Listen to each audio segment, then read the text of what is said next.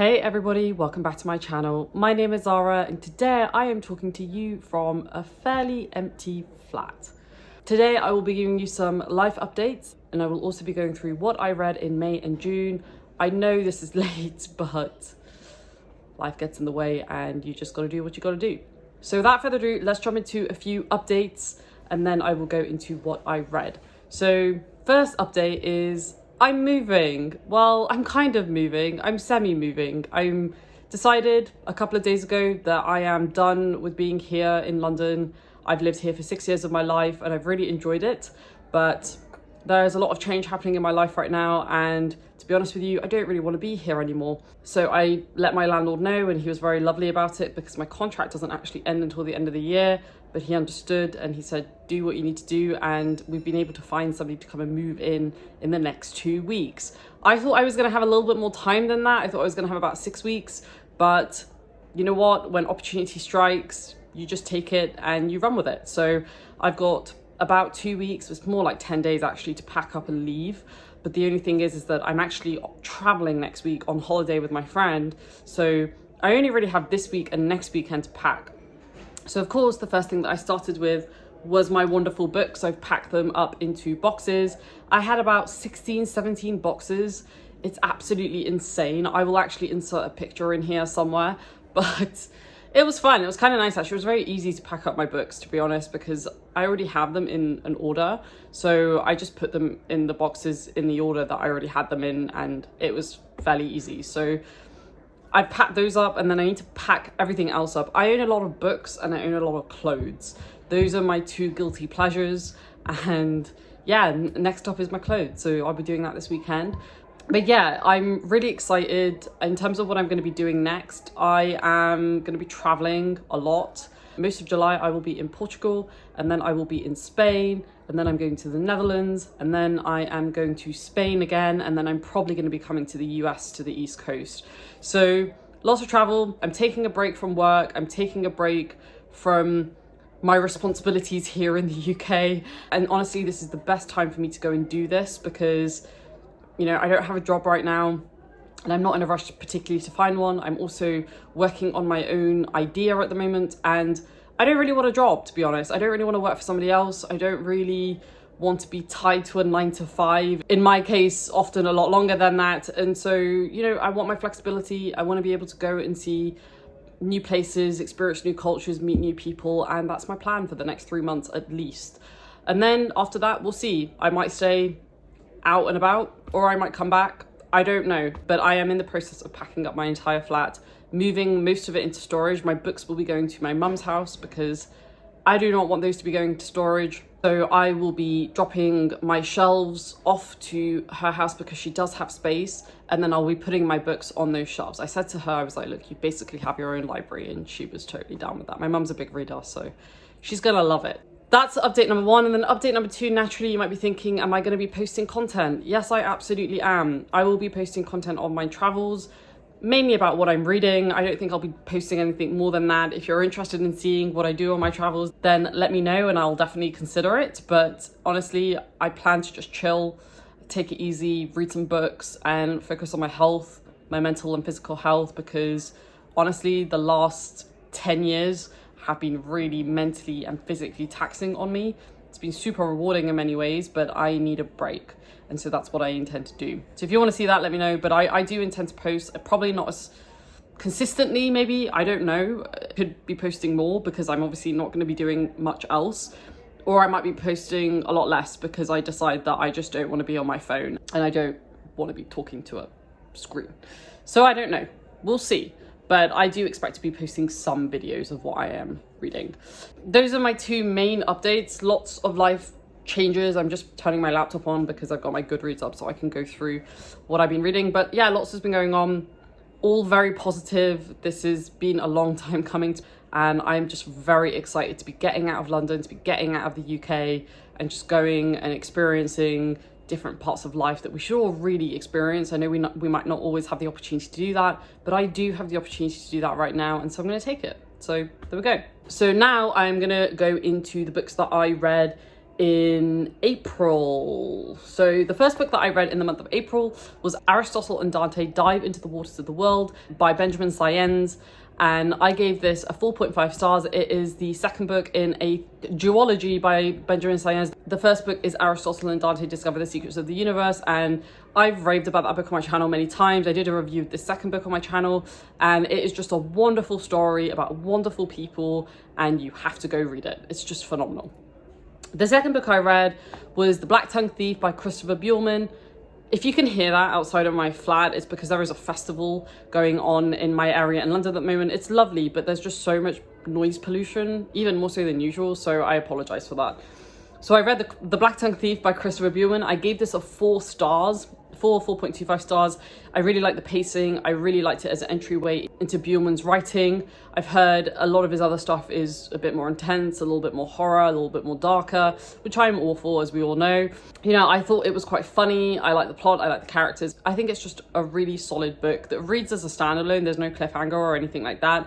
Apparently he is writing a second book, which I'm very excited for because I feel like I was missing more time with these characters, but it was solid and I strongly recommend it. I think it's a really good beginner grimdark fantasy book. The next book I read was a self-published book, and that was Shadowless by Randall Mcnally.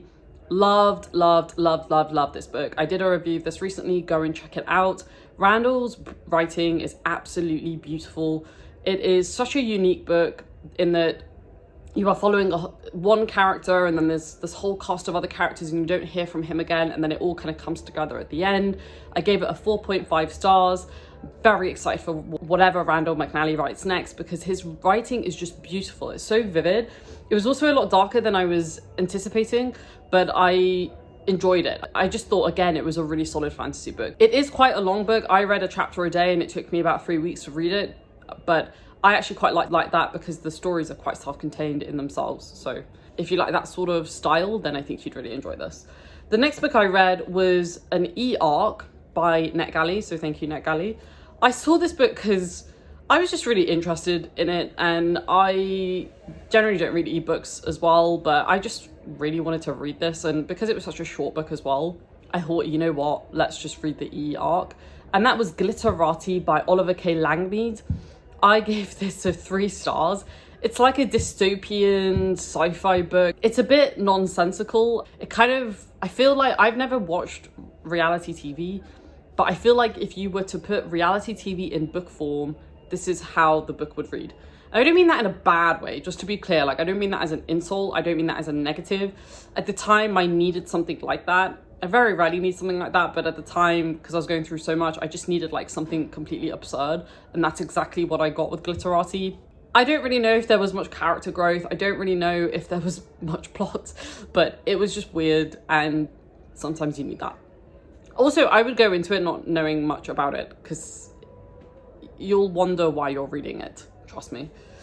The next book I read was Under Major Domo Minor by Patrick Dewitt. I was buddy reading this with my friend Lorne, and I loved it. I am a big fan of Patrick Dewitt, as you all know by now. Such a great author. I've read 3 out of 4 of his books now. I need to read this 4th one probably at some time this year. And it's just so good. It's such a simple premise. It's about a boy who is dissatisfied with his life. He wants to get out of his rut and, you know, meet new people, experience new things. He goes and gets a job at this castle working for this baron and baroness, and then all these like weird things start happening. And it's just typical Dewitt in his humor, the way that he introduces so many different characters, so many different archetypes, but then turns them on their head. Wonderful. I gave it a 4.5 stars. I think it kind of sits in between Ablutions and The Sisters Brothers for me, but it was just great, and I just cannot wait to read the 4th book. But I'm sad as well, because that means I've read all of his stuff and I need him to write more stuff. The next book I read in the month of May, I didn't realize I've transitioned into May. So Glitterati, Under Major Domo were all in May. The next book is also in May. All the next books obviously will be in May. So the next book I read was A Year in Provence by Peter Mayle. I did a review on this, so definitely go and check it out. But for me, I didn't want anything dark. I didn't want anything too serious or too sinister, like most of the stuff that I read. It was just pure escapism in the nicest way possible. I just got to go to Provence in my head and experience French culture for the very first time. And I loved it. I just thought it was a really beautiful story. I kind of feel like I'm going to be like the couple in a year in Provence in the next couple of months, just doing what I need to do, meeting new people, learning new languages, eating new food, and I cannot wait for it. I honestly wouldn't be surprised if subconsciously a year in Provence kind of seeped into my mind in my decision to do what I'm going to be doing over the next couple of months. I gave it a 4 stars, definitely going to be reading more piecemeal as a result. The next book I read in the month of May was The Thousandfold Thought by Ascot Baker. I still need to film my review of this, but I loved it. Obviously, it was an amazing ending to the book. Definitely a lot more meta, definitely a lot more dense, definitely a lot more philosophical. Took me a bit longer to read than the first and the second one, but I also think that was just because, again, I was going through so much change at the time. But I gave it a 4.5 stars. I rounded it up to a 5. There's a lot that happens and there's a lot to unpack, and I need to do my review. I'll probably actually do my review of that when I'm abroad. Yeah, that's all I'm gonna say. It's just that there's a lot, and I feel like if I start now, I'm just not gonna stop, and we need to get going. All right, next book I read was Red, White and Royal Blue by Casey McQuiston. Very sweet romance. You know, you're following 2 characters. You follow the son of the reigning monarchy in England, and then you have the son of the president in the US. It's the kind of whole, you know, they hate each other at first and then they start developing feelings, and it's all very cute and very sweet. I gave it a 3.5 stars. Do I think I will read any more Casey McQuiston? I don't know, maybe. I thought it was nice, but it wasn't the most like groundbreaking book I've ever read. Next, I read The Devil You Know by KJ Parker, which I read with Alan. We wanted to finish off the Saturninus trilogy, and obviously it was amazing. Gave it a 5 stars, obviously. Saturninus is one of the best characters that I've ever read. I think he's just so richly developed and he's just so interesting. I would love to meet Saturninus. He definitely gives me Leonardo da Vinci vibes, and Leonardo da Vinci is one of, if not my favorite historical figure, at least top 3. Okay, I'm gonna take that back. My favorite historical figure, definitely top 3 though. He's just a fascinating guy. And I had this weird attachment to Leonardo da Vinci because I found out he was left-handed, and I was left-handed as a child.